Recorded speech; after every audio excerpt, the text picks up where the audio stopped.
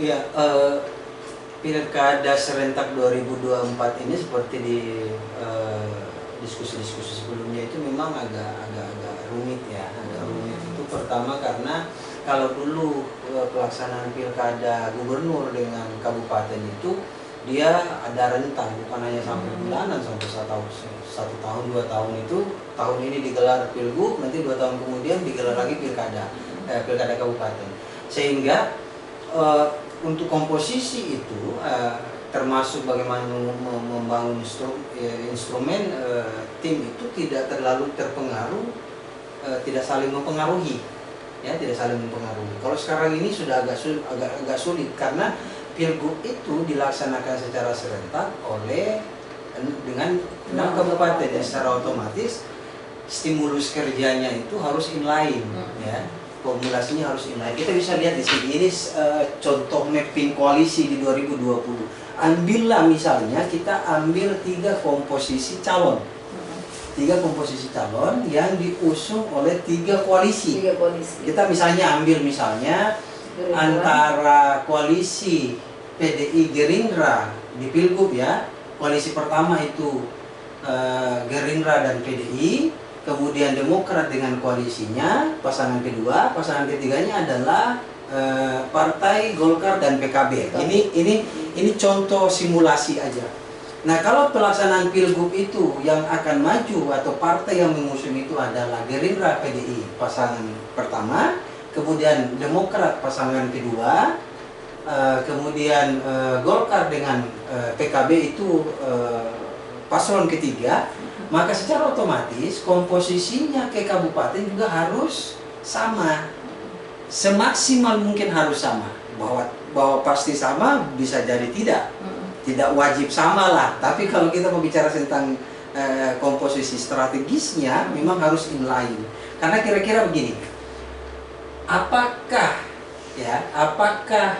PDI akan memberikan partainya, apakah PDI yang maju di Pilgub akan memberikan rekomendasi partainya kepada partai yang menjadi lawannya di Pilgub, di Pilkada? Misalnya, kalau kemarin di Pilkada Polman Demokrat berkoalisi dengan Gerindra, di Pilkada Mamuju 2020 Demokrat berkoalisi dengan Gerindra dan PDI di Pilkada 2020 di Mamuju, apakah mungkin ketika Demokrat itu berlawanan dengan Gerindra dan PDI di Pilgub masih akan memberikan Gerindra dengan PDI untuk berkoalisi dengan Demokrat di Pilkada Mamuju? Ini saya rasa akan sangat riskan karena bagaimanapun, karena ini diserentakkan antara Pilgub dengan Pilkada Mamuju, misalnya kita ambil sampel, maka secara otomatis arah komposisi koalisi ataupun paslon itu juga harus sama. Karena Pilgub dan Pilkada ini harus saling berdistribusi. Pilkada kabupaten itu harus ada kontribusi perolehan suaranya untuk Pilgub. Nah, jadi karena modelnya seperti itu, formatnya seperti itu, secara teknis, secara strategis tidak akan mungkin, akan sangat kecil kemungkinan partai yang berkoalisi di Pilgub akan memberikan rekomendasi partainya kepada di Pilkada Kabupaten kepada partai yang menjadi lawannya di Pilgub. Ini yang menjadi agak repot. Jadi sehingga yang harus dilakukan adalah partai itu harus mampu melakukan sebuah rekayasa progres yang linear, yang inline lah, kira-kira begitu. Jadi misalnya begini, jadi kalau desain inline koalisi itu, kalau Pilkada Sulbar dengan Pilkada 6 kabupaten itu harus saling silang kontribusi. Silang kontribusi di aspek mana? Pertama dari segi partai koalisi. Karena seperti tadi, kalau berbeda partai antara di Pilgub Sulbar dengan Pilkada misalnya Polman atau Mamuju lah misalnya, maka yang akan terjadi adalah kerja partai yang ada di sini itu tidak akan maksimal di sini. Kabupaten. Ya, jadi kontribusinya. Nah, yang kedua itu termasuk pasangan calon. pasangan calon, kita tidak mungkin akan sangat riskan kita seorang calon gubernur mengambil wakil calon gubernur dari partai yang berlainan dengan yang berlawanan dengan partainya di pilkada kabupaten, karena itu tidak akan maksimal. Itu tidak akan maksimal. Taruhlah misalnya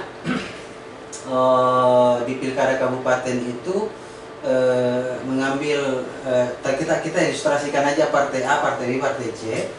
Ini partai harus inline, jadi harus saling berdistribusi, karena yang diharapkan dari Pilgub dan 6 kabupaten itu semua partai itu harus saling sila distribusi.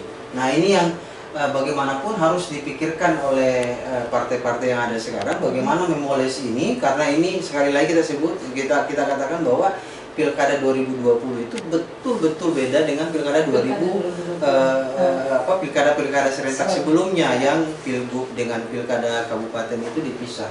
Nah kalau sama seperti ini, maka saya yakin komposisi koalisi itu tidak akan terlalu melebar, tapi yang akan lebih dikejar itu bagaimana baik komposisi partai, koalisi ataupun pasangan calon itu silang kontribusi meskipun koalisinya kecil. Yang penting dukungan kursinya sampai.